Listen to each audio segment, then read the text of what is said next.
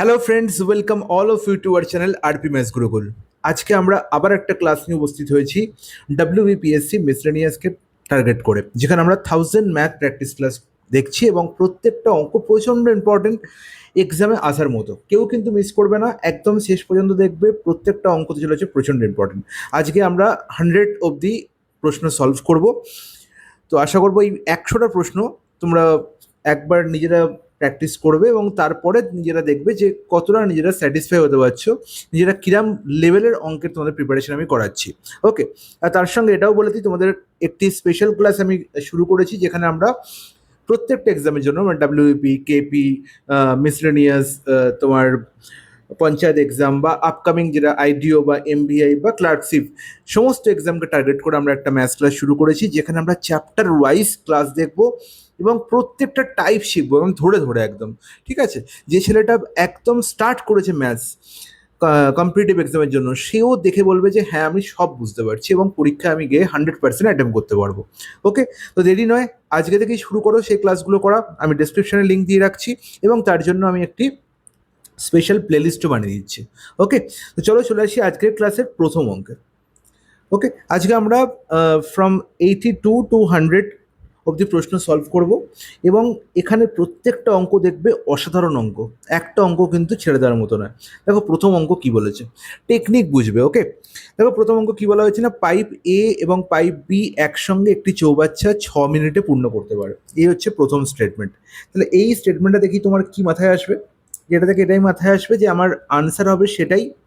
যেখানে সাপোজ আমি বললাম যে এ এর ভ্যালু বলা হয়েছে এক্স আর বি এর ভ্যালু বলা হয়েছে ওয়াই। ঠিক আছে, মানে এ এক্স মিনিটে করে আর বললাম বি ওয়াই মিনিটে করে। ক্লিয়ার? বলে দাও একদম ঠিক আছে, কোনো আপত্তি নেই। তাহলে তুমি বলে দাও এ আর বি একসঙ্গে কতক্ষণে করে। তাহলে আমি জানি এখানে ডাইরেক্ট ফর্মুলা আছে কি না, x y by x plus y. হ্যাঁ কি না, ওটা একদম ঠিক। তার মানে এই ফর্মুলা ইউজ করেই তো আমি সহজে বলতে পারি যে চারটে অপশান এখানে দেওয়া হয়েছে, এই চারটে অপশান থেকে যেখানে x y by x plus y এর ভ্যালু 6 হবে, সেটাই হবে কারেক্ট আনসার। আর তো কিছু করার দরকারই নেই, ব্যাস। এবার আমার নেক্সট লাইনটাও কিন্তু পড়তে হবে, কারণ হচ্ছে নেক্সট লাইনে যে গল্পটা আছে সেটা তোমার সাহায্য করবে দুটো অপশানকে কি করে দেওয়ার, তাড়িয়ে দেওয়ার। ঠিক আছে, জাস্ট আমি অমিট করে দেবো অপশানকে, আমি একদম চারটে থেকে দুটো নিয়ে চলে আসবো। দেখো কি করে, যদি পাইপ বি একাই চৌবাচ্চাটি পূরণ করতে পাইপ এর চেয়ে 5 মিনিট বেশি সময় নেয়, তার মানে সময়ের রেসপেক্টে পাইপ বি বেশি সময় নিচ্ছে এ অপেক্ষা, তাহলে বি গ্রেটার দ্যান এ। তাহলে বি গ্রেটার দ্যান এ এখানে কোথায় দেখতে পাচ্ছি, প্রথম অপশানে দেখতে পাচ্ছি 15 মিনিট 10 মিনিট, মানে হচ্ছে এ গ্রেটার দ্যান বি। এটা আনসার হতে পারে না। ঠিক আছে, পরের অপশানে দেখতে পাচ্ছি 15 মিনিট 20 মিনিট, তার মানে বি গ্রেটার দ্যান এ, এটা হতে পারে। 25 minute 20 minute A greater than B, এটা আনসার হতে পারে না। 10 minute 15 minute B greater than এটাও হতে পারে। তাহলে বি আর ডি, ডি এর মধ্যে যে কোনো একটা আনসার হবে। তাহলে আমার আনসার কি হবে না, x y by x plus y. এর মানে হচ্ছে 15 × 20 বাই 15 + 20, প্রথম অপশান অনুযায়ী। তাহলে আলটিমেট কত, 15 × 20 রইলো, আর নিচে কত হলো, 15 + 20 কত হবে, 35 হবে। তাহলে এখানে দেখতে পাচ্ছি নিচে কি আসছে, 7 আসছে। তাহলে তো আমার 6, কোনোভাবেই ওপরে 6 হচ্ছে না, তাহলে এটা আনসার হতে পারে না। পরে থাকে 10 আর 15, তার মানে 10 × 15 মানে 150। আর দেখো 10 + 15 হচ্ছে 25, আর 25 6 150, বাচ্চারাও বলতে পারবে। তখন অপশন ডি হয়ে গেল কারেক্ট আনসার। ক্লিয়ার? একদম ক্লিয়ার, কোনো আপত্তি নেই। তাহলে অঙ্ক কি করতে হলো, করতে হলো না, শুধু আমার অপশান থেকেই প্রশ্নের আনসার চলে এলো। নেক্সট প্রশ্নে চলে যাই কোনো রকম কোনো টাইম নষ্ট না করে। কি বলেছে দেখো, দারুণ একটা প্রশ্ন। কোনো একটি জিনিসের বিক্রয় মূল্য 600 টাকা বৃদ্ধি করা হয়েছে। তাহলে এখানে এসপি বেড়েছে, এসপি ইনক্রিজ করেছে কত, 600 টাকা। 600 টাকা ইনক্রিজ করেছে, এর ফলে কি হয়েছে না 7.5% ক্ষতির পরিবর্তে 7.5% লাভ হয়েছে। তাহলে মনে রাখবো যে এই যে সেলিং প্রাইসে বৃদ্ধি, এটার কারণের জন্য, এই কারণের জন্য আমার ক্ষতি থেকে লাভে পৌঁছেছি। তাহলে ক্ষতি থেকে লাভে পৌঁছতে গেলে কতটা পথ আমাকে ক্রস করতে হয়েছে না, আমাকে দেখতে হবে -7.5% থেকে আমি এসছি +7.5%-এ। তাহলে 7 থেকে আগে আমি 0% এসছি, তারপর 0% থেকে +7.5%-এ গেছি। তার মানে -7.5 থেকে 0-তে যেতে গেলে আমাকে 7.5 ঘর যেতে হয়। জিরো থেকে +7.5 গেলে আবার 7.5 করে যেতে হয়। তা টোটাল আমার কতটা ইনক্রিজ ঘটেছে সেলিং প্রাইসে পার্সেন্টেজে? 7.5 প্লাস 7.5 অ্যান্ড দ্যাট ইজ 15%। তাহলে 15% ডিনোট করছে কাকে? না ₹600-কে। ক্লিয়ার কি ক্লিয়ার না? বলো একদম ক্লিয়ার, এতে কোনো আপত্তি নেই। নির্ণয় করতে হবে আমায় কি? আমাকে নির্ণয় করতে হবে জিনিসটার ক্রয় মূল্য। তাহলে 15%-এর ভ্যালু যদি 600 হয়, তাহলে 100%-এর ভ্যালু হয়ে যাবে আমার কস্ট প্রাইস। 100% অলওয়েজ কী হচ্ছে? Cost price. তাহলে 15 4 60, তাহলে 4 মানে 40 গুণ এখানে। তাহলে 100-কে 40 গুণ করলে আমি কত পাবো? তাহলে 100-কে 40 গুণ করলে আমি পেয়ে যাবো 4000। তাহলে 4000 টাকা হচ্ছে আমার কি? Cost price. বলে দাদা একদম ক্লিয়ার, কোনো আপত্তি নেই। অপশান বি হয়ে গেল কারেক্ট অ্যান্সার। অসাধারণ একটা প্রশ্ন এবং তার অসাধারণ ট্রিক্স। ওকে, এখানে কখনোই কিন্তু আমার সেলিং প্রাইস পার্সেন্টেজ মানে 7.5% ক্ষতি, মানে আমি 100 মাইনাস 7.5%, এটা সেলিং প্রাইস পার্সেন্টেজ। আবার এখানে 100 প্লাস 7.5%, এটা সেলিং প্রাইস পার্সেন্টেজ। তারপরে ডিফারেন্স নির্ণয় করবো বা যোগ করবো, এসব করতে যাবো না। আমি ডাইরেক্ট এইভাবে ভাববো যে -7.5 থেকে আমার +7.5-এ যেতে হবে। তাহলে কতটা আমাকে পথ অগ্রসর হতে হলো, কতটা পথ এগোতে হলো? না টোটাল 15% এগোতে হলো। তাহলে 15% আমার সেলিং প্রাইসের বৃদ্ধি ঘটেছে পার্সেন্টেজে, যেটা টাকার রেসপেক্টে কত? 600 টাকা। ভাবনা চিন্তাটা এভাবে ডেভেলপ করতে হবে। ক্লিয়ার? বলো তো একদম ক্লিয়ার। এর থেকে ভালোভাবে বোঝানো সম্ভবই নয় এই অঙ্ক। ওকে, চলো নেক্সট প্রশ্ন, কোশ্চেন নাম্বার 84। যদি 10 অঙ্কের একটি সংখ্যা এত কি বলেছে? 88 দ্বারা পুরোপুরিভাবে বিভাজ্য। তাহলে এই সংখ্যাটা 88 দ্বারা বিভাজ্য। তার আগে জানতে হবে কোনো একটা সংখ্যা 88 দ্বারা বিভাজ্য মানে, এই গল্পটা ভালো করে বুঝে নাও যে কোনো একটা সংখ্যা 88 দিয়ে বিভাজ্য মানে সেই সংখ্যাটা তার ফ্যাক্টর দিয়েও বিভাজ্য। মানে 88-র ফ্যাক্টর আমি দেখতে পাচ্ছি 8 এবং 11। ঠিক আছে, তার মানে 8 দিয়েও বিভাজ্য এবং 11 দিয়ে বিভাজ্য। কেন 8 আর 11 লিখলাম? কারণ 8 আর 11 আমি ডিভিসিবিলিটি রুল জানি। 8-এর ডিভিসিবিলিটি রুল কি বলে?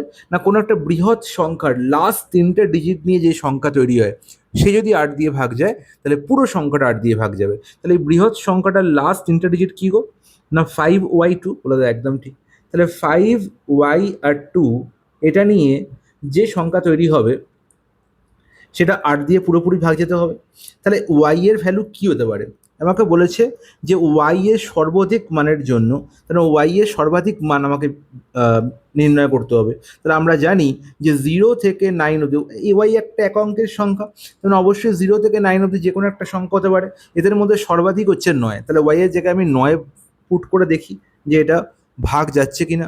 বলবে হাসতে হাসতে ভাগ চলে যাবে। দেখো দাদা 8 7 56, হ্যাঁ কি না?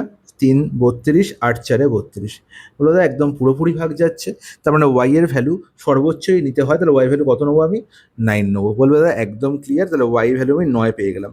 তাহলে যখন আমি ওয়াই ভ্যালু 9 পেয়ে গেছি, ওয়াই ভ্যালু যখন আমি 9 পেয়ে গেছি, তাহলে আমাকে এক্সের ভ্যালু নির্ণয় করতে আমার বেশিক্ষণ সময় লাগবে না। কারণ আমাকে এবার 8-এর ডিভিসিবিলিটি তো চেক হয়ে গেল, এবার 11-র ডিভিসিবিলিটি চেক করতে হবে। আর 11-র ডিভিসিবিলিটি কী বলে? দেখো সংখ্যাটাকে লিখে ফেলি, 6 4 3 x 1 1 4 5 9 2। ওয়াই এর জায়গায় কী বসাবো? 9 বসাবো। বলে একদম ঠিক। এবার এই সংখ্যাটা 11 দিয়ে ভাগ যায় কী করে বুঝবো? না অড প্লেসে যে ডিজিটগুলো বসে আছে এবং ইভেন প্লেসের ডিজিটগুলো বসে আছে, তাদের সামের ডিফারেন্স যদি 0 অথবা 11-এর মাল্টিপল হয়, তাহলে আমি বলবো যে সংখ্যাটা 11 দিয়ে পুরোপুরি বিভাজ্য। তাহলে আগে অড প্লেসগুলো দেখে নিই। দেখো আমি যদি একদম লেফট থেকে শুরু করি, তাহলে 6 + 3 9, 9 আর 1 10, আর 4 14, 14 আর 9 হচ্ছে 23। তাহলে এখানে দেখতে পেলাম অড প্লেসের ডিজিটের সাম হচ্ছে 23।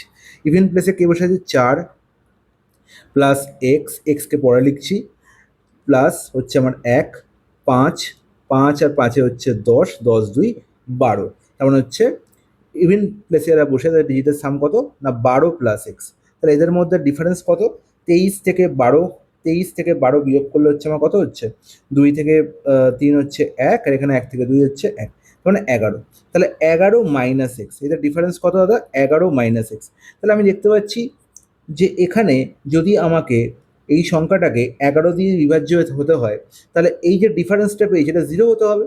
এই ডিফারেন্সটা পেয়েছি সেটা কী হতে হবে? 0 হতে হবে। তাহলে আলটিমেট আমি কী দেখতে পাচ্ছি? না এখানে এক্সের ভ্যালু কী দেখতে পাচ্ছি? কী বসাতে পারি? না এই যে এখানে 0 লিখলাম, তাহলে একটা সমস্যা হয়ে গেলো যে এক্সের ভ্যালু 11 হয়ে গেল। এক্সের ভ্যালু কী হয়ে গেলো? 11। কিন্তু এক্সটা একটা এক অঙ্কের সংখ্যা, তাহলে আমি কি বলেছিলাম না আইদার 0 হতে পারে অথবা 11-র মাল্টিপল বা 11ও হতে পারে। তাহলে আমি 0-র জায়গায় 0 না লিখে আমি 11 লিখবো, 11-র ফার্স্ট মাল্টিপল আমি 11 লিখবো। আর তখন কি হয়ে যাবে না এক্সের ভ্যালু কি হয়ে যাবে দাদা, 11 - 11 0 হয়ে যাবে। এক্স এর ভ্যালু কি হয়ে যাবে 0 হয়ে যাবে। তুমি দেখেই বুঝতে পারছো যে 11 থেকে কিছু একটা সংখ্যা বিয়োগ করতে হবে, যেটা একদম ক্ষুদ্রতম সংখ্যা বা এক অঙ্কের সংখ্যা, যেটা বিয়োগ করলে এই সংখ্যাটা যেটা পাবো, যেটা ডিফারেন্স পাবো, সেটা 11-র মাল্টিপল কখন হবে না এক্স এর ভ্যালু 0 বসে। তাহলে এক্স এর ভ্যালু আস্তে আস্তে পেয়ে গেলাম যে 0। তারপর 2 × 0 মানে তো এখানে 0 হয়ে গেল। আর 3y এর গল্প কত হলো না 3 × 9, তার মানে -27। তাহলে আনসার কত হয়ে গেল -27। কি বলো ক্লিয়ার কি ক্লিয়ার না? একদম ক্লিয়ার, কোনো আপত্তি নেই। কি করে বললাম না এক্স এর ভ্যালু তো 0 পেয়ে গেলাম, ওয়াই এর ভ্যালু কত ওয়াই ভ্যালু কত 9। তাহলে 2 × 0 মানে হচ্ছে 0 আর -3 × 9, তাহলে 0 - 27 মানে হচ্ছে -27। I think it's clear to each and everyone. Question number 85। আচ্ছা, পৌনঃপুনিকের গল্প তোমাদের আগের দিনই শিখেছি, রেকারিং এর গল্প। বলবে দাদা একে আমরা p/q আকারে লিখবো, p/q আকারে লিখবো। তাহলে লিখতে হয় তাহলে আমাকে কী করতে হবে দাদা, আমি দেখতে পাচ্ছি 987, 87-এর মাথায় বার। তাহলে এটাকে ভগ্নাংশে প্রকাশ করতে গেলে আমাকে বারকে আগে তুলে দিতে হবে, বার বাদ দিয়ে যে সংখ্যার মাথায় বার নেই সেটা বিয়োগ করে দিতে হবে। তাহলে 9 বিয়োগ করে দিলাম, বাই কত, যতগুলোর মাথায় বার আছে ততগুলো 9, আর যার মাথায় বার নেই তার জন্য একটা শূন্য। ক্লিয়ার? ওটা একদম ঠিক। সিমিলারলি পরের ভাইয়ের জন্য তাই 756 - 7/990। তাহলে আলটিমেট দুটো ভগ্নাংশের দিক নিচে দেখতে পাচ্ছি 990, তারপর 990 হয়ে গেল আমার কি এলসিএম। ওপরে কি হচ্ছে 987 থেকে 9 বিয়োগ করলে হচ্ছে আমার কত না 978, হ্যাঁ কি না 900, হ্যাঁ 978, হ্যাঁ 778 কারণ 978। একদম ঠিক, এতে কোনো আপত্তি নেই। এবার দেখতে পাচ্ছি এখান থেকে 756 থেকে 7 বিয়োগ করলে হচ্ছে 749। আলটিমেট ডিফারেন্স কত হচ্ছে তো এখানে 9 থেকে 18 9, 5 থেকে 7 2, এখানে 7 থেকে 9 2, 229/990। ক্লিয়ার? কোথায় আছে option C. I think it's clear to each and everyone. Question number 86, দারুণ একটা প্রশ্ন, খুব ভালো করে বুঝবে। তিনটে সংখ্যা পরস্পর মৌলিক, এখানে মৌলিকের ঐক্য পড়েনি, তিনটে সংখ্যা পরস্পর মৌলিক বা কোপ্রাইম, ঠিক আছে? তাহলে পরস্পর মৌলিকের গল্প আমরা জানি, যাদের আলটিমেট কি না HCF 1, বা যাদের মধ্যে এক এবং সেই সংখ্যা ছাড়া, যাদের মধ্যে এক ছাড়ার কোনো কমন ফ্যাক্টর নেই, তাই তো? যাদের মধ্যে এক ছাড়া আর কোনো কমন ফ্যাক্টর নেই, তার মানে তাদের HCF কি এক। ক্লিয়ার? বলে একদম ঠিক। বলছে প্রথম দুটো সংখ্যার গুণফল 357। আমি বললাম তিনটে সংখ্যা হচ্ছে A B C, এদের HCF এক, হ্যাঁ কি না? বলে একদম ঠিক। এবার A আর B এর গুণফল বলা হয়েছে 357, A আর B এর গুণফল 357, এতে কোনো আপত্তি? কোনো আপত্তি নেই। শেষ দুটো সংখ্যা মানে B আর C এর গুণফল কত 609। ক্লিয়ার? বলে একদম ঠিক। এবার তার মানে আলটিমেট আমি দেখতে পাচ্ছি যে AB এর ভ্যালু দেওয়া আছে 357 আর BC এর ভ্যালু দেওয়া আছে কত 609। তার মানে দেখো এই দুটোর মধ্যেই B হচ্ছে কমন, দুজনের মধ্যে B কমন। তার মানে আলটিমেট 357 609-এর মধ্যে যে কমন ফ্যাক্টর লুকিয়ে আছে সেই হচ্ছে B এর ভ্যালু। বলে দেয় একদম ঠিক। তাহলে এই জিনিসটা আমরা খুব সহজেই বলতে পারি। 357-কে যদি আমি ফ্যাক্টরে ভাঙি তাহলে দেখতে পাচ্ছি এখানে 7 দিয়ে কাটাকুটি যাচ্ছে, প্রথমে 3 দিয়েও যাচ্ছে, 5 3 28 সাথে 15, 3 দিয়ে হচ্ছে 3 1-কে 3, তারপরে তোমার হচ্ছে কত 3 1-কে 3 হয়ে গেল, 3 1-কে 3 আবার 3 119। তাহলে এবার দেখো 119-কে আমরা কী দিয়ে যাচ্ছে, আমরা দেখতে পাচ্ছি আমরা 7 দিয়ে যাচ্ছে। তাহলে আমি যে বলতে পারি যে 3 × 7 × 17, হ্যাঁ কি না 7 17 119। বলে দেয় একদম ঠিক। 3 দিয়ে এখানে যাচ্ছে, 3 দিয়ে গেলে 3 2 6, কত পড়ে থাকছে 203, হ্যাঁ কি না? বলে দেয় একদম ঠিক। 203-কে আবার 7 দিয়ে যাচ্ছে, তার মানে 3 × 7, 7 দিয়ে গেলে কত হচ্ছে 7 2 14, 7 9 63 29। ক্লিয়ার কি ক্লিয়ার? হলো একদম ঠিক। তাহলে আলটিমেট এবার দেখো আমাকে বলো যে 3 × 7 দেখো এখানেও আছে, 3 × 7 এখানেও আছে। তাহলে বলতে পারি তো যে এই দুজনকার কমন ফ্যাক্টর হচ্ছে কি, এই দুজনকার কমন ফ্যাক্টর কি না 21। তাহলে কমন ফ্যাক্টর আমি এরমভাবে বার করতে পারতাম, বা এদের HCF করেও বার করতে পারতাম, ঠিক আছে? আমি জাস্ট ফ্যাক্টরে ভাঙলাম আমাদের সুবিধার জন্য, না ডাইরেক্ট এদের HCF করলেও গল্প হয়ে যেত, কোনো অসুবিধা ছিল না। এবং এখান থেকে আমি আরও সহজে বলতে পারবো, দেখো এই আলটিমেট B এখানেও আছে, B এখানেও আছে, তাহলে B এর ভ্যালু পেয়ে গেলাম কত 21। তাহলে B এর ভ্যালু যদি 21 হয় তাহলে 21 বাদ দিলে বাকি পড়ে থাকে 17, তার মানে 17 কার ভ্যালু? এর ভ্যালু। হলো একদম ঠিক। তার মানে A পেয়ে গেলাম কত 17। তার মানে অবশ্যই নেক্সট গুণফলে এখানে দেখতে পাচ্ছি 21, 3 7 21, তাহলে বি এর ভ্যালু 21, তাহলে সি এর ভ্যালু কত না 29। এবার আমার নির্ণয় করতে বলেছে তিনটে সংখ্যার যোগফল। বলো 17 প্লাস 21 প্লাস 29 কত হবে? অর্থাৎ 20 আর 30 50, 50 আর 17 হচ্ছে 67। তাহলে এটাই হচ্ছে এ প্লাস বি প্লাস। ক্লিয়ার কি ক্লিয়ার না? একদম ক্লিয়ার, এতে কোনো আপত্তি থাকার কথা না। কোশ্চেন নাম্বার 87, গসাগু বের করতে হবে 3/5, 0.36, 0.24। তাহলে দেখতে পাচ্ছি আমরা এখানে গসাগু যদি আমরা ভগ্নাংশে গসাগু করতে হয়, জাস্ট আমরা এলসিএম শিখেছি কদিন আগে, আমরা এই পার্ট দুটোকে ফ্র্যাকশনে ট্রান্সফার করে নিতে পারি। 36/100 লিখতে পারি এটাকে, আর এটাকে 24/100 লিখতে পারি। ঠিক আছে, আর আমরা জানি যে আলটিমেট এইচসিএফ করার জন্য আমাকে কি করতে হবে না হরের এইচসিএফ আর লবের এলসিএম একই না, বলে দেয় একদম ঠিক। সরি, লবের এইচসিএফ আর হরের এলসিএম একই না, বলে দেয় একদম ঠিক। তাহলে 3/5 যে পড়ে আছে, আমি যদি বাকি দুটোর নিচে 100 দেখতে পাচ্ছি, আমি যদি একেও 100 করে নিই, তাহলে আমি বলবো যে 3/5কে আমি লিখতে পারি কি? বলো 3/5কে আমি যদি 5কে 100 করতে চাই, তাহলে আমায় 20 দিয়ে গুণ করতে হবে, উপরেও 20 দিয়ে গুণ করতে হবে, তাহলে আলটিমেট 60/100 হয়ে গেল। ব্যাস, এবার আমাকে বলো যে এদের এইচসিএফ নির্ণয় করার জন্য আমি কি করব না এইচসিএফ অফ 60, 36 অ্যান্ড 24 একই না, তাহলে এইচসিএফ অফ 60, 36 অ্যান্ড 24 লবগুলোর এইচসিএফ। আচ্ছা, ঠিক উল্টো কাজ, মানে এলসিএম করবো কার না হরের। তাহলে 100, 100, তিনখানেই তো 100, তাহলে আলটিমেট তিনটে 100-এর এলসিএম 100ই হবে, তাহলে নিচে তো 100ই হবে। আর ওপরে দেখো 60, 36, 24 সব থেকে বড় সংখ্যা, যে 60কেও পুরোপুরি ভাগ করে, 36কেও পুরোপুরি ভাগ করে, 24কেও পুরোপুরি ভাগ করে, সে আর কেউ নয়, সে হচ্ছে 12। তাহলে আলটিমেট আমি দেখতে পাচ্ছি 12/100 মানে 0.12 হবে কারেক্ট অ্যান্সার। 0.12 দেখতে পাচ্ছি, কোনোটাই নয়, তাহলে এদের মধ্যে কোনোটাই নয় হবে কারেক্ট অ্যান্সার। বলো ক্লিয়ার কি ক্লিয়ার না? ওটা একদম ক্লিয়ার, কোনো আপত্তি নেই। কোশ্চেন নাম্বার 88, দুই ব্যক্তি রাম এবং শ্যাম সকাল 9টায় যথাক্রমে এ ও বি বিন্দু থেকে পরস্পর বিপরীত দিকে একই সময় যাত্রা শুরু করে। তাহলে এখান থেকে তো বুঝতেই পারছি যে আমি খুব সহজেই এই প্রশ্নের সমাধান করতে পারি। আমার একটা কনসেপ্ট ছিল, আমি আগে বলেছিলাম যে যদি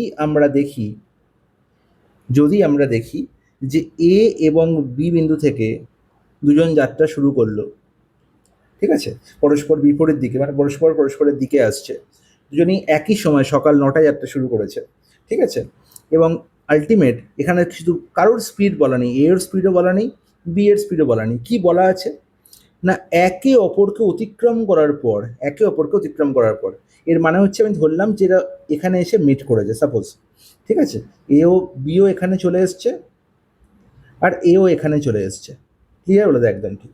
তাহলে এরা হচ্ছে এখানে মিটিং হলো বা অতিক্রম করছে এখানে, ঠিক আছে, মিটিং টাইম, বা এখানে হচ্ছে অতিক্রান্ত করার জায়গা, যেখানে একে অপরকে কী করবে, ওভারটেক করবে।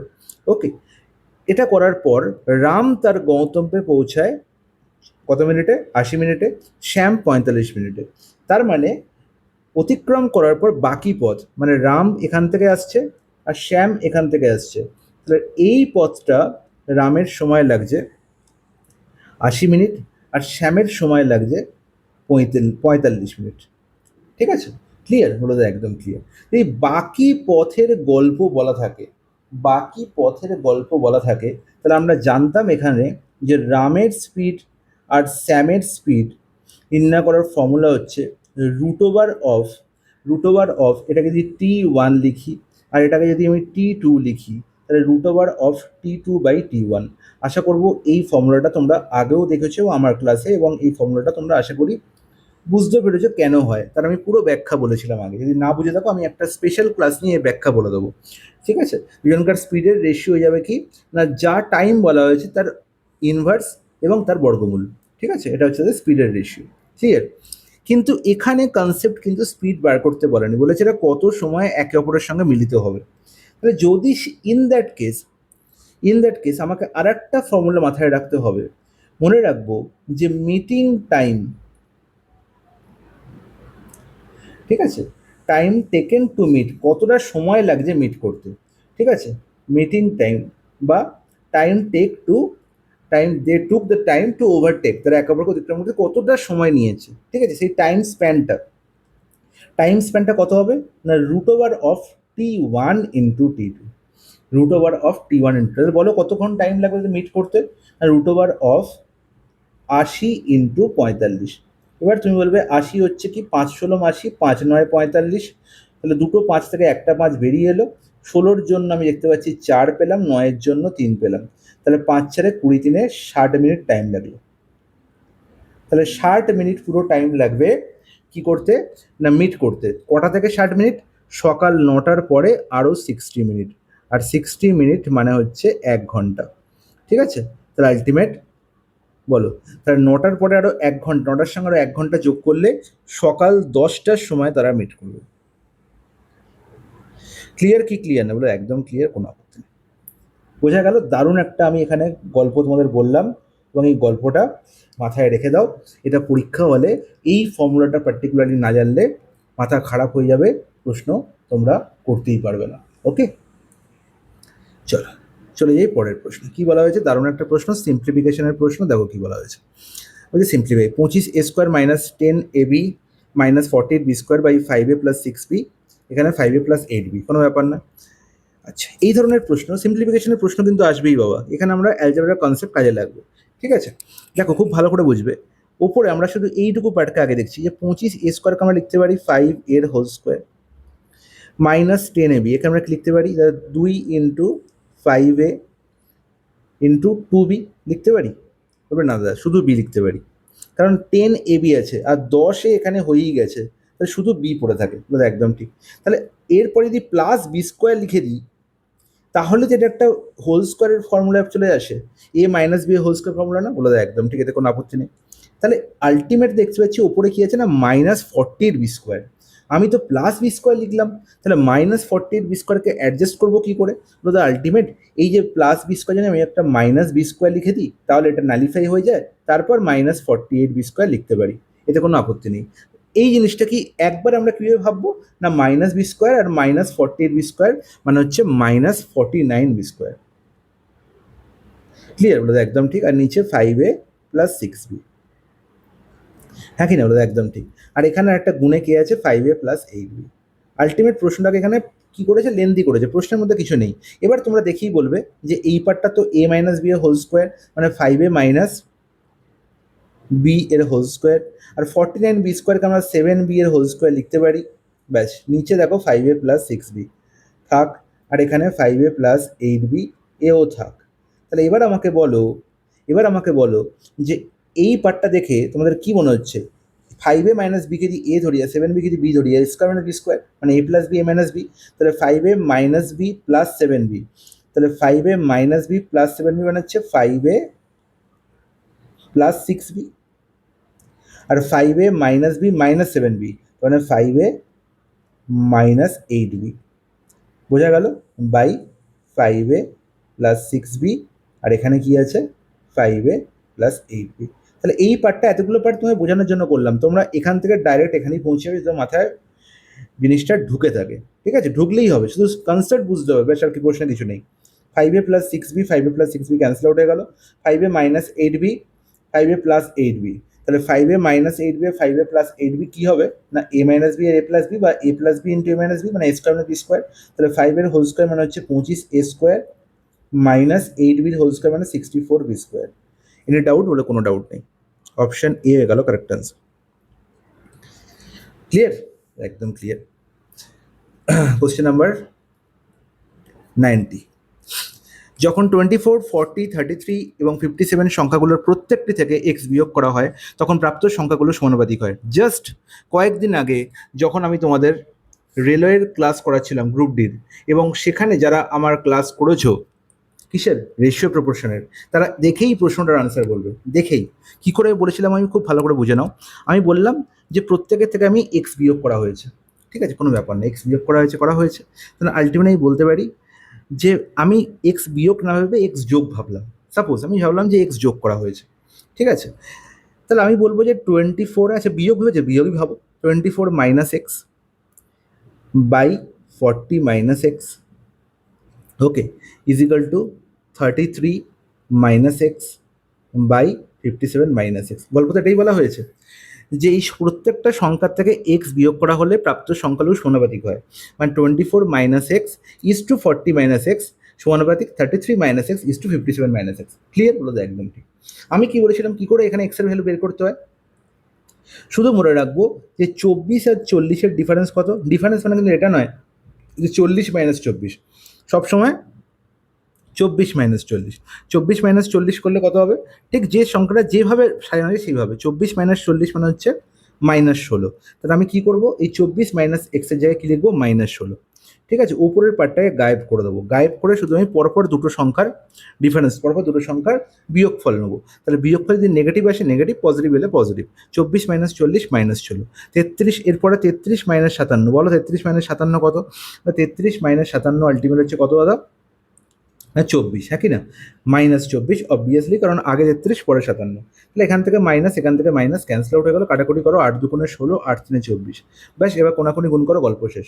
তাহলে 2 7 14, তিনটা আগে, তিনটা আগেই লিখি, হ্যাঁ। তাহলে 120 মাইনাস 3x, হ্যাঁ কি না? এখানে যদি কোনাকুনি গুণ করি ইজিক্যাল টু 2 7 14 4, 2 5 10-এর আগে 11, 114, হ্যাঁ কি না? 114 মাইনাস হচ্ছে কত? 2x। তাহলে বলো এখানে হচ্ছে 3x উপরে গেলে প্লাস হয়ে গেল, তাহলে 3x মাইনাস 2x মানে হচ্ছে আমার কত? না x ইজিক্যাল টু 120 মাইনাস 114 মানে 6। তার মানে এক্সের ভ্যালু কত পেয়ে গেলাম? 6। বলো কতক্ষণ সময় লাগলো? সেকেন্ড লাগলো তো। ঠিক আছে, তাহলে এক্সের ভ্যালু 6 পেয়ে গেলাম, মানে আলটিমেট 6 বিয়োগ করা হয়েছে প্রত্যেকটা সংখ্যা থেকে। তাহলে আমার নির্ণয় করতে হবে 5x। যদি আমাকে এখানেই প্রশ্ন শেষ করে দেয় কত বিয়োগ করতে হবে, তাহলে ভ্যালু আনসার পেয়ে গেলাম 6। এরপরে শুধু একটা পার্ট করতে বলেছে যে 5x প্লাস 12 আর 4x প্লাস 15-এর মধ্যে অনুপাত কত। তাহলে এক্সের ভ্যালু আমি পেয়ে গেছি 6। তাহলে 6 ইন্টু 5 মানে হচ্ছে কত? 30 প্লাস 12 মানে হচ্ছে 42 ইস্টু কত? এক্সের ভ্যালু কত? 6। তাহলে 6 ছেড়ে 24, 24 প্লাস 15 হচ্ছে 39। তাহলে 42:39, কাটাকুটি আছে 3 দিয়ে, 3 14 42, 3 13 39, 14:13। কোথায় দেখতে পাচ্ছি? Option D. বলো এর থেকে সহজ প্রশ্ন আর হয়?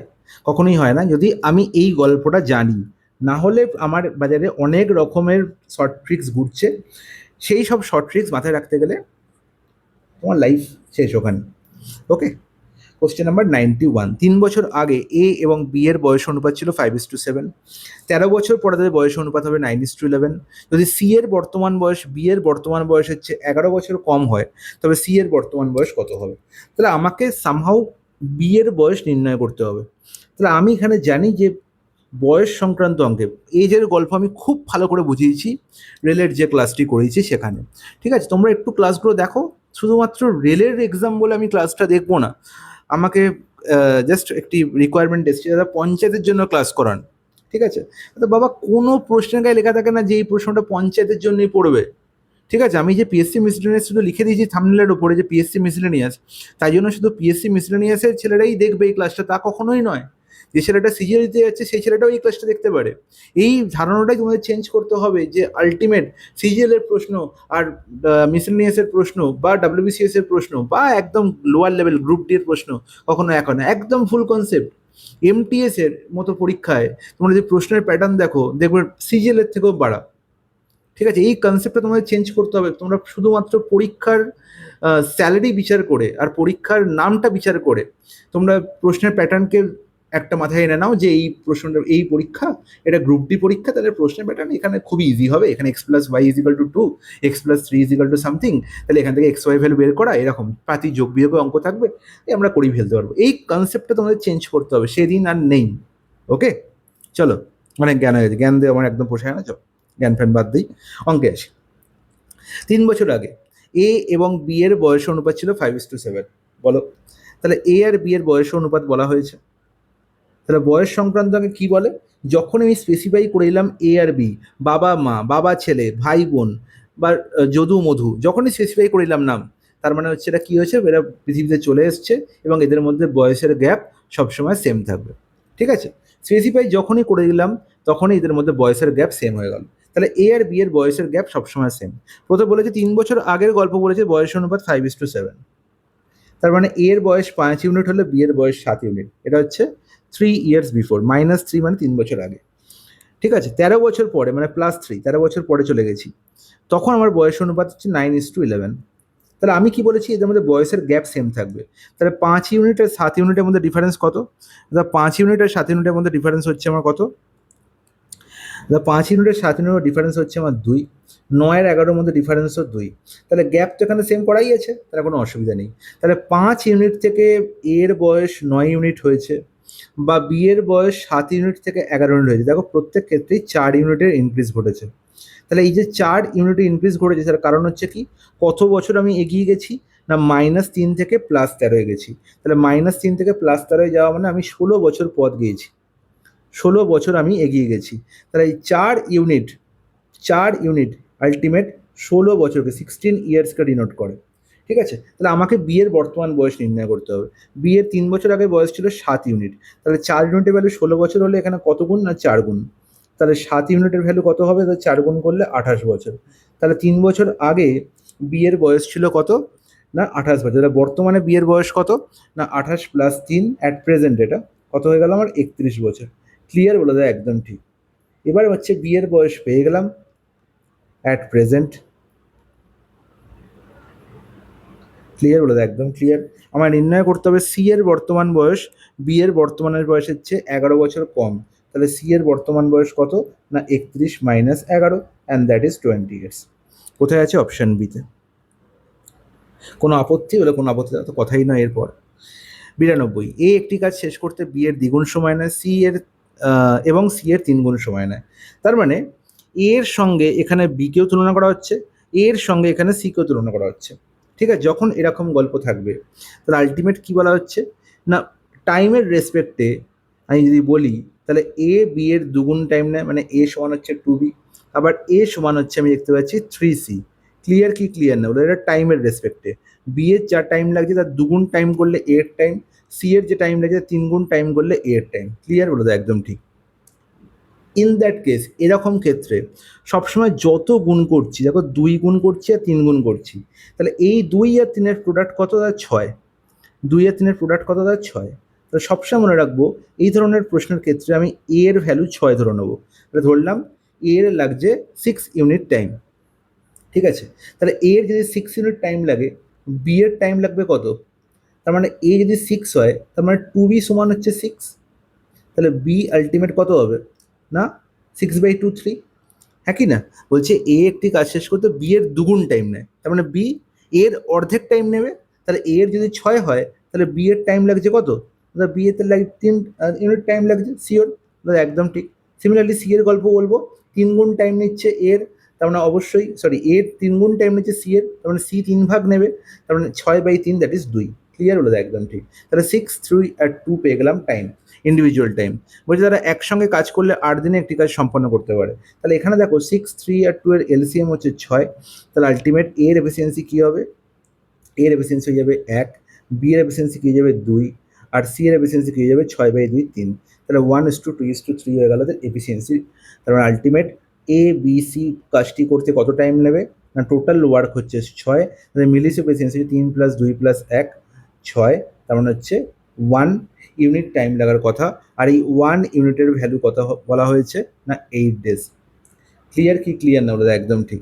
নির্ণয় করতে হবে তাহলে এ বি এবং সি একা কাজটি সম্পন্ন করতে হবে কতদিন টাইম নেবে। তাহলে আমি ধরে নিয়েছি এর 6 দিন, সরি 6 ইউনিট। তাহলে 1 ইউনিটের ভ্যালু যদি 8 হয়, তাহলে 6 ইউনিটের ভ্যালু হবে 6 × 8 48।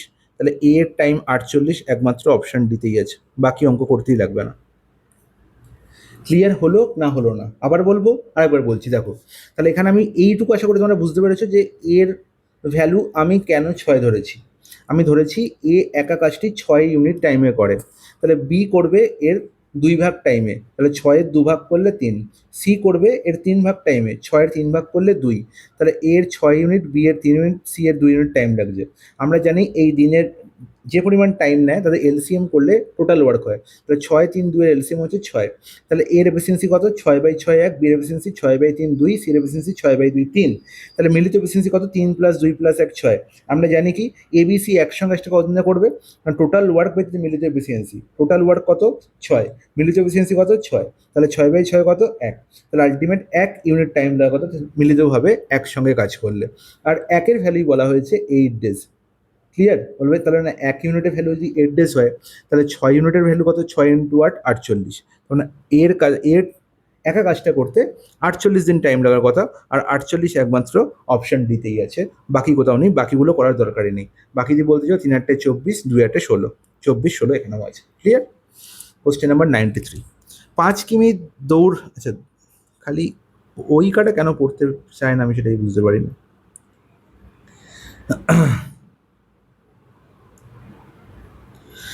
চলো তাহলে 5 কিমি দৌড় প্রতিযোগিতায় এস টিকে 500 মিটার এগিয়ে থেকে দৌড় শুরু করার সুযোগ দিল। এই লাইনটা হচ্ছে অসাধারণ একটা লাইন। আমি কেন রেসের অঙ্ক করাচ্ছি? কারণ রেস হচ্ছে বর্তমানে স্টেটেড এক্সামের জন্য একটা গুরুত্বপূর্ণ একটা টপিক। ঠিক আছে, খুব ভালো করে বুঝবে। এই কথাটার মানে কি, যে এস টিকে 500 মিটার এগিয়ে থেকে দৌড় শুরু করার সুযোগ দিল, মানে এস হচ্ছে খুব কনফিডেন্ট, বললো ভাই তুই 500 মিটার এগিয়ে যা, তাও আমি তোকে হারিয়ে দেবো। ঠিক আছে, গল্পটা হচ্ছে এরকম। তার মানে এস হচ্ছে স্টার্টিং পয়েন্ট এখানে। ঠিক আছে, টিকে বললো তুই ভাই 500 মিটার এগিয়ে যা, তার মানে এই গ্যাপটা হচ্ছে 500 মিটার। ঠিক আছে, রেসটা কত মিটারের? না 5 কিলোমিটারের রেস। 5 কিলোমিটার মানে হচ্ছে 5000 মিটার। তার মানে এই পুরো ডিস্টেন্সটা হচ্ছে কত? 5000 মিটার। তাহলে টি অলরেডি 500 মিটার এগিয়ে গেছে, তাহলে টিকে কত পথ ক্রস করতে হবে? 5000 minus 500, and that is 4500 metre. Clear? বলে দেয় একদম ঠিক। এবার বলেছে যদি তারা একই সময়ে দৌড় শেষ করে, এর মানেটা কি? মানে টাইম হচ্ছে কনস্ট্যান্ট, টাইম হচ্ছে কনস্ট্যান্ট। আর টাইম যদি কনস্ট্যান্ট হয় তার মানে হচ্ছে টি যে সময়ে 4500 মিটার যায়, এর সেই সময় 5000 মিটার যায়। ঠিক আছে, আর এই কারণেই টাইম হয়ে গেছে কনস্ট্যান্ট। আর টাইম যদি কনস্ট্যান্ট হয়, distance ratio will be speed ratio. Distance ratio is equal two speed ratio হয়ে যাবে। বলো দাদা একদম ঠিক, এতে কোনো আপত্তি নেই। এই জিনিসটা, এই কনসেপ্ট না মনে থাকলে এই অঙ্ক তাড়াতাড়ি করাই যাবে না। ওকে, দাদা একদম ঠিক, কোনো অসুবিধা নেই, একদম মনে রাখবো। তাহলে বলো ডিস্টেন্স রেশিও যে স্পিড রেশিও, তাহলে ডিস্টেন্স রেশিও কত? এস যাচ্ছে 5000 মিটার, তার মানে এখান থেকে আমি দুটো শূন্য কেটে দিতে পারি, এখান থেকে দুটো শূন্য কেটে দিতে পারি। তাহলে আলটিমেট এস যখন 50 মিটার যাচ্ছে তখন টি যাচ্ছে 45 মিটার। কাটাকুটি এখনও হয়, 5 10 50, 5 9 45। তার মানে ডিস্টেন্স রেশিও কত হলো? না 10:9। তাহলে স্পিড রেশিও কত হয়ে যাবে? না এ আর বি এর, সরি এস আর টি এর, এস আর টি এর স্পিড রেশিও কত হয়ে গেল? দাদা ডিস্টেন্স রেশিও 10:9, তার মানে স্পিড রেশিও হয়ে গেল 10:9। কি বলা হয়েছে? যে টি এর গতি 13:5, তার মানে 9 এর ভ্যালু কত বলা হয়েছে? 13.5। আচ্ছা 9কে কত গুণ করলে 135 হয়? তাহলে 15 গুণ করলে, হ্যাঁ কি না? আমি আলটিমেট এখানে 13.5 আছে, মানে 1.5 গুণ করলে। তাহলে 9কে যদি 1.5 গুণ করে 13.5 পাই, তাহলে 10কে 1.5 গুণ করতে হবে। তাহলে 10কে 1.5 গুণ করলে হবে কত? 15। তাহলে আলটিমেট স্পিড অফ এস হয়ে গেল কত? 15 কিমি/আওয়ার। অপশন এ হয়ে গেল কারেক্ট আনসার। অসাধারণ একটা প্রশ্ন এবং তার অসাধারণ কনসেপ্ট। ওকে, তো আশা করবো এরপরে তোমরা অঙ্কটা আর কখনো ভুল করবে না। ওকে, চলো কোশ্চেন নাম্বার 94, নিকুঞ্জ স্রোতের বিপরীতে 4 কিলোমিটার যেতে 1 ঘন্টা সময় নেয়। তাহলে স্রোতের বিপরীতে, স্রোতের বিপরীত মানে হচ্ছে আপস্ট্রিম, হ্যাঁ কি না? আপস্ট্রিমে তার স্পিড বলা হয়েছে কত? 4 কিমি যাচ্ছে 1 ঘন্টায়, মানে ডিস্টেন্স বাই টাইম, তাহলে 4/1, দ্যাট ইজ 4 কিমি/আওয়ার। এতে কোনো আপত্তি? বলে কোনো আপত্তি নেই। স্রোতের অনুকূলে 2 কিমি যাচ্ছে 15 মিনিটে। তাহলে স্রোতের অনুকূলে মানে হচ্ছে ডাউনস্ট্রিম, ডাউনস্ট্রিমে যাচ্ছে 2 কিলোমিটার, 2 কিলোমিটার কত মিনিটে? 15 মিনিটে। তাহলে 60 মিনিটে কত যাবে? তাহলে 15কে কত গুণ করলে 60 হবে? 4 গুণ। তাহলে এখানে ওপরেও 4 গুণ করতে হবে। তাহলে 60 মিনিটে যাচ্ছে সে 8 কিলোমিটার, তার মানে এখানে কত হয়ে গেল? 8 কিলোমিটার/আওয়ার। আশা করি তোমরা সবাই বুঝতে পেরেছো গল্পটা। তাহলে ডাউনস্ট্রিমের স্পিড পেয়ে গেছি, আপস্ট্রিমের স্পিড পেয়ে গেলাম। নির্ণয় করতে হবে কি স্থির জলের 7 কিমি যেতে তার কত সময় নেয়। তাহলে আমরা জানি যে স্থির জলে নৌকার গতি কী করে নির্ণয় করতে হয়। তাহলে speed of stream, sorry speed of boat in still water is equal to কি? না ডাউনস্ট্রিমের স্পিড প্লাস আপস্ট্রিমের স্পিড বাই 2। তাহলে 8 + 4 12/2 মানে হচ্ছে 6 কিলোমিটার/আওয়ার। আশা করি তোমরা প্রত্যেকে বুঝতে পেরেছো, কোনো আপত্তি নেই। তাহলে স্পিড অফ বোট কত হয়ে গেল স্থির জলে, ইন স্টিল ওয়াটার কত হয়ে গেল? 6 কিমি/আওয়ার। যেতে হবে কত? 7 কিলোমিটার। কত সময় লাগবে? তাহলে টাইম ইজ ইকাল টু কি, ডিস্টেন্স বাই স্পিড, তাহলে 7/6, তাহলে 1/1/6, তার মানে 1 ঘন্টা 1/6 মিনিট মানে হচ্ছে 1/6 ইন্টু 60 মানে হচ্ছে 10 মিনিট। তাহলে 1 ঘন্টা 10 মিনিট কোথায় আছে বাবা? Option D. একই কথা, পেনও মাঝে মাঝে বিট্রে করে দেয়। চলো 95, একটি শহরে পুরুষ, মহিলা এবং শিশুর অনুপাত এত, পুরুষদের এত% শিক্ষিত, মহিলাদের এত% অশিক্ষিত, যদি শিশুদের 90% শিক্ষিত হয় তবে ওই শহরের মোট অশিক্ষার শতকরা হার কত? আচ্ছা, আমাকে অশিক্ষিত নির্ণয় করতে হবে, কোনো ব্যাপার না। পুরুষ, মহিলা, শিশু বলা হয়েছে, তার মানে এখানে মেন আছে, উইমেন আছে, আর চাইল্ড আছে বা চিলড্রেন আছে। তাহলে মেন যদি হচ্ছে 9-এর জায়গায় আমি ধরলাম 900টা হয়, তাহলে আমি ধরলাম ওমেন তাহলে কত, 800, আর চিলড্রেন হচ্ছে 300। কেন আমি দুটো করে শূন্য এক্সট্রা লিখেছি? কারণ হচ্ছে প্রত্যেকটা রেশিও আছে, মানে প্রত্যেকটা সংখ্যাকে আমি সেম সংখ্যা দিয়ে গুণ করতেই পারি। তাহলে 9কে আমি 100 গুণ করেছি, 8কেও 100 গুণ করেছি, 3কেও 100 করেছি, করার পেছনে কারণ হচ্ছে এখানে পার্সেন্টেজ আছে তাই। ঠিক আছে, এবার বলে যে পুরুষদের 80% শিক্ষিত, পুরুষ যদি 80% শিক্ষিত হয় তাহলে আমাকে অশিক্ষিত নির্ণয় করতে হবে, তার মানে অবশ্যই 20% হচ্ছে অশিক্ষিত। হ্যাঁ কি না, ওটা তো একদম ঠিক। তাহলে 90-এর 20% মানে হচ্ছে 9 × 20, এই পার্সেন্টেজ এই দুটো শূন্যকে ক্যান্সেল আউট করে দেবে। ঠিক আছে, এটা হচ্ছে ইলিটারেট পুরুষদের মধ্যে। ওমেনদের মধ্যে কত না, মহিলাদের 30% অশিক্ষিত, তার মানে 8 × 30, ক্লিয়ার, বলে দেয় একদম ঠিক।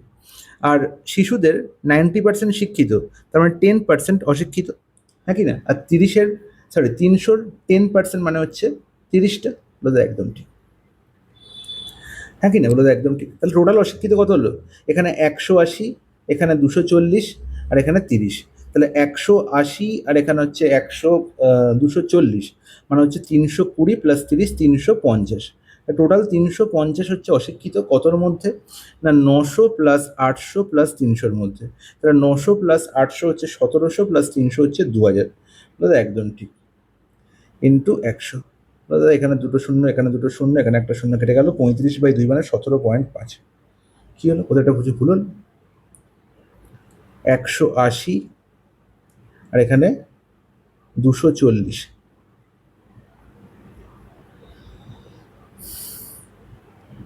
Sorry sorry sorry sorry sorry, very sorry, এখানে তো আমি ভুল করেছি, একটা বিশাল ব্লান্ডার ভুল করেছি, ভেরি সরি। +30, কারণ এখানে 200, এখানে হচ্ছে 300, এখানে হচ্ছে 420, মানে 450।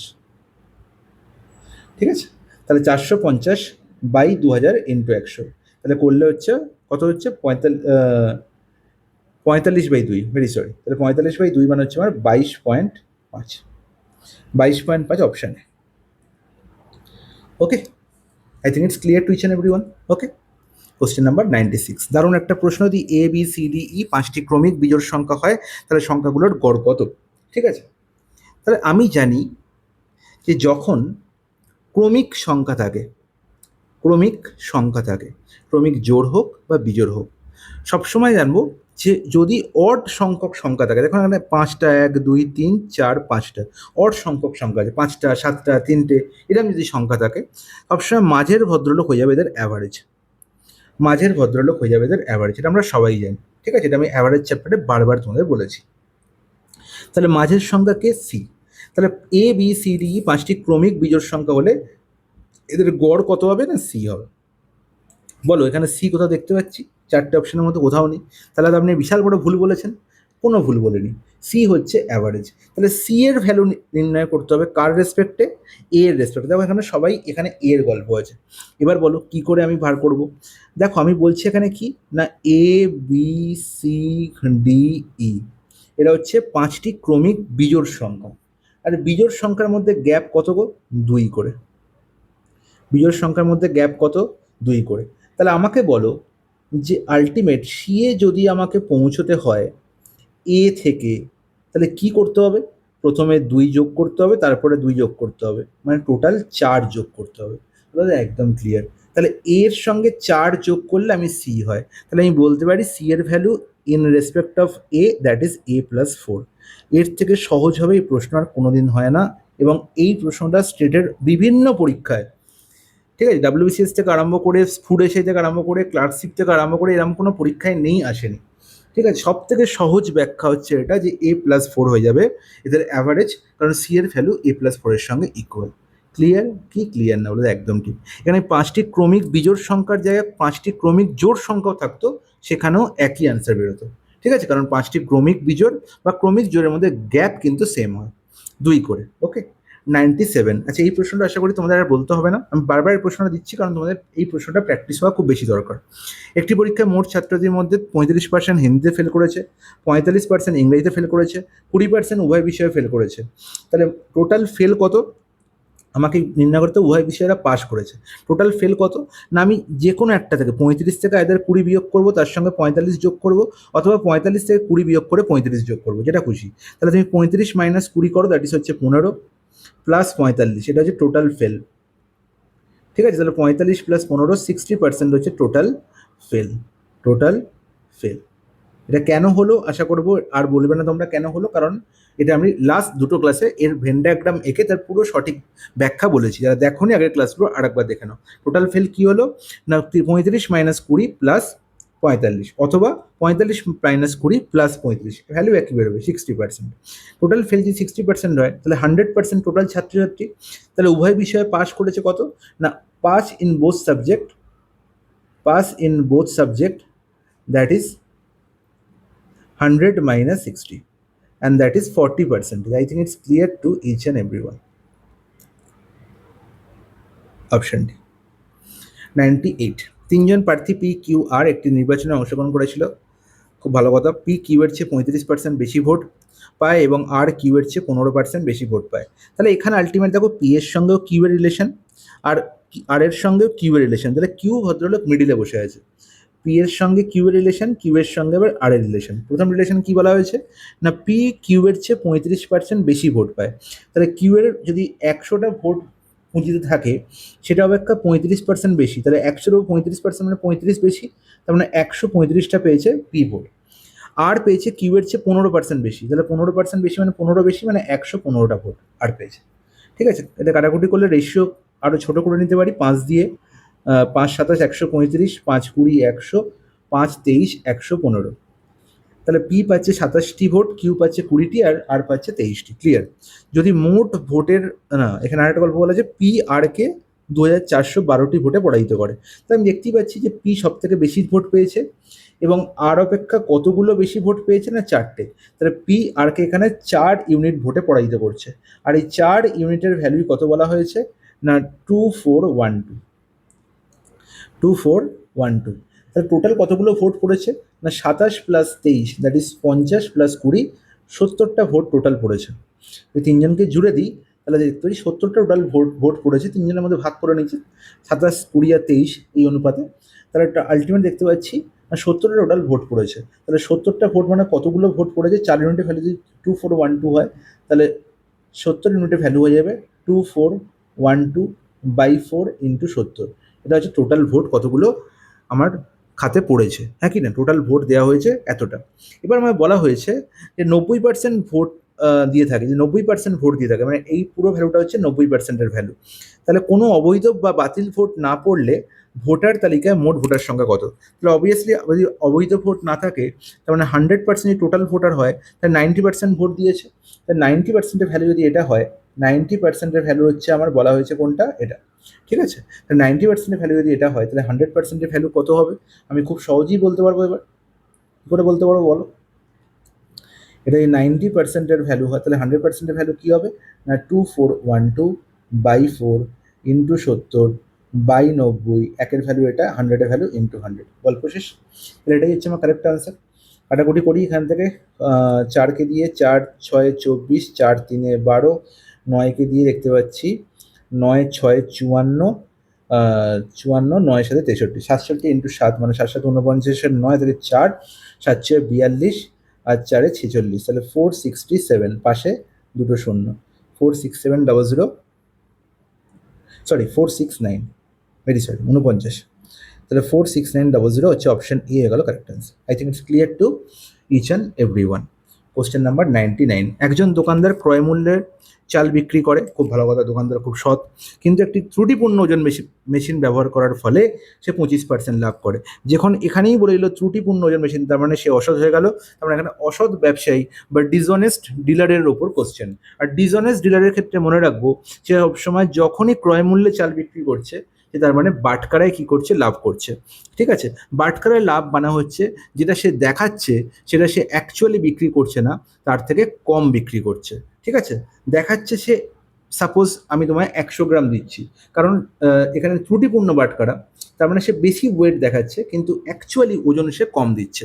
ঠিক আছে, তো ওজনের ওপর যখন লাভ বা লস নির্ণয় করতে হয়, সবসময় মনে রাখবো তাহলে যে ওজনটা, যে জিনিসটা সে বিক্রি করছে সেটাই হচ্ছে তার কি না কস্ট প্রাইস। ক্লিয়ার? তাহলে দেখো এখানে 25% সে লাভ করে। 25% লাভের মানে হচ্ছে না 100 জিনিস সে 125-এ বিক্রি করে। এর মানে হচ্ছে যে বাটখারার ক্ষেত্রে আমি বলি, বাটখারার রেসপেক্টে যদি আমি লাভ বা লস নির্ণয় করতে যাই, তাহলে সবসময় মনে রাখবো যে যেটা সে শো করছে, যেটা সে শো করছে, যেটা সে বিক্রি করছে সেটা হচ্ছে সিপি। তার মানে 125 যদি আমার সিপি হয়, যদি 125 সিপি হয়, মানে 125 ইউনিট সে যদি ব্যবহার করে থাকে, তার অ্যাকচুয়াল ওজন মানে সে যদি 125 দেখিয়ে থাকে, 125 যদি সে দেখিয়ে থাকে, সে অ্যাকচুয়ালি 100 দিচ্ছে। ঠিক আছে, বাটখারার ক্ষেত্রে যেটা সে বিক্রি করছে, যেটা সে বিক্রি করছে সেটা হয়ে যাবে কি সেলিং প্রাইস। ক্লিয়ার? তাহলে সে বিক্রি করছে 125, তার মানে 125 বলে সে অ্যাকচুয়ালি 100 বিক্রি করছে। ক্লিয়ার? কি ক্লিয়ার? আমাদের একদম ক্লিয়ার। তার মানে 1 কেজি বলে সে প্রকৃতপক্ষে কত গ্রাম চাল দিচ্ছে, তাহলে 125-এর ভ্যালু হচ্ছে এখানে কত, 1 কেজি। তাহলে 100-র ভ্যালু কত আমার নির্ণয় করতে হবে। ঠিক আছে, তাহলে এখান থেকে আলটিমেট আমি 1 কেজিটাকে 1000 গ্রাম করে নিতে পারি, আরও ইজি হয়ে গেল। 25×4 100, আর 25×5 125, এটাকে আরও ছোটো করে নিতে পারি। তাহলে 5কে কত গুণ করলে 1000 গ্রাম হয়, অর্থাৎ 200 গ্রাম, 200 গুণ করলে, তাহলে 4কে 200 গুণ করলে আমি যেটা পেয়ে যাবো সেটা হচ্ছে 800 গ্রাম। তার মানে সে অ্যাকচুয়ালি 800 গ্রাম দিচ্ছে 1000 গ্রামের পরিবর্তে। ক্লিয়ার? কি ক্লিয়ার? আমাদের একদম ক্লিয়ার। ঠিক আছে, তাহলে যখনই বাটখারার ওপর আমি লাভ নির্ণয় করব, তাহলে 25% লাভ করছে, এর মানে সে 100 জিনিস 125 বলে, মানে যেটার 100 ইউনিট ওয়েট হওয়ার কথা সেটাকে 125 ইউনিট বলে সে বিক্রি করছে। ক্লিয়ার? কি ক্লিয়ার? আমাদের একদম ক্লিয়ার, তো কোনো আপত্তি নেই। ঠিক আছে, নেক্সট প্রশ্নে চলে যায়। 100 নম্বর প্রশ্ন, একজন দোকানদার 11টি ছবি 10 টাকায় কিনলো এবং 11 টাকায় 10টি দরে বিক্রি করলো। এই প্রশ্নে অনেক রকমের কনসেপ্ট আছে। আমি তোমাদের একটা কথাই বলবো যে 11টা ছবি সে 10 টাকায় কিনেছে। ঠিক আছে, তার মানে 11টার সিপি হচ্ছে 10 টাকা। সিপি অফ, এখানে ইউনিট বলো, আর এখানে হচ্ছে আমি কি বলবো, প্রাইস। ঠিক আছে, বলছি 11টার সিপি হচ্ছে, কেনা দাম হচ্ছে 10 টাকা। ঠিক আছে, তাহলে 11টা যদি কেনা দাম 10 টাকা হয়, তাহলে একটার কেনা দাম হচ্ছে 10/11, কারণ এটা হচ্ছে সিপি হয়ে গেল। ওকে, বিক্রি করছে কি 11 টাকায় 10টা, মানে 10টা বিক্রি করছে 11 টাকায়, তাহলে একটা বিক্রি করবে কত টাকায়, 11/10, তারপরে এটা হয়ে গেল এসপি। তাহলে দুই জায়গাতেই আমি কি করলাম না, কোয়ান্টিটি সেম করলাম। এবার আমি এই ভাগ না করে 11/10, 10/11, 11/10 এরকম না করে যদি আমি এড়াতে চাই ফ্র্যাকশনকে, তাহলে আমি এটাকে এরমভাবেও ভাবতে পারি, খুব ভালো করে বুঝবে। এবার আসল খেলা শুরু হচ্ছে। এরমভাবে ভাবতে পারি যে আমি কোয়ান্টিটি, ইউনিটকে আমি সেম করব, কতটা ইউনিট বিক্রি করছি। তাহলে 11 আর 10-এর এলসিএম হচ্ছে কত, 110। তাহলে 11কেই 10 গুণ করি তাহলেও 110 হয়ে যায়। তাহলে এখানে ইউনিট 10 গুণ হলে টাকার ভ্যালুও 10 গুণ হবে, তাহলে 10কে 10 গুণ করলে কত হয়ে যাবে, 100 টাকা হয়ে যাবে। আর এখানে 10কে যদি 110 করতে তাহলে 11 গুণ করতে হয়। তাহলে আলটিমেট দেখো দুই জায়গাতেই ইউনিট আমার সেম হয়ে গেল, এখানেও 110 ইউনিট, এখানেও 110 ইউনিট। তাহলে এখানেও 11 গুণ করলে কত হবে, 121। তাহলে আলটিমেট 100 টাকার যদি সিপি হয়, সেটা বিক্রি করছি 121 টাকায়। তাহলে আলটিমেট আমার প্রফিট কত হচ্ছে না, প্রফিট হচ্ছে আমার 21 টাকা। কত, 100 টাকায়। আর 100 টাকার ওর প্রফিট মানে এত পার্সেন্টেজ প্রফিট, 21% কারেক্ট আনসার। ঠিক আছে, এই প্রশ্নের হাজার একটা শর্টকাট আছে, কোনাকুনি গুণ, ক্রস মাল্টিপ্লিকেশন, কিচ্ছু দরকার নেই। আমাকে ইউনিট সেম করতে হবে, কনসেপ্ট এটাই, ইউনিট সেম করা, যে আমি যে পরিমাণ কিনছি যদি সেই পরিমাণে বিক্রি করি, তাহলে আলটিমেট টাকার উপরই আমার লাভ বা লস ডিপেন্ডেবল হবে। ওকে, বাকি আর কিছু আমার ভাবতেই হবে না। তাহলে এই ছিল 100 অব্দি প্রশ্নের সঠিক সমাধান। আশা করবো তোমরা প্রত্যেকে প্রত্যেকটা অঙ্ক বুঝতে পেরেছো। না বুঝতে পারলে অবশ্যই আমায় কমেন্টে জানাবে, আর অনেক বেশি করে লাইক, শেয়ার আর এই চ্যানেলটাকে সাবস্ক্রাইব করতে ভুলবে না। তোমাদের সাপোর্টের উপর ডিপেন্ড করছে আমরা কত দূর এগোবো, আর আমরা কত বেশি করে তোমাদের কথা ভাববো, কত বেশি করে তোমাদের ক্লাস দেবো। ঠিক আছে, সাপোর্ট করো। বিনামূল্যে এই কোয়ালিটির ক্লাস তোমাদের কিন্তু খুব কম জায়গাতেই পাবে। ওকে, চলো টাটা।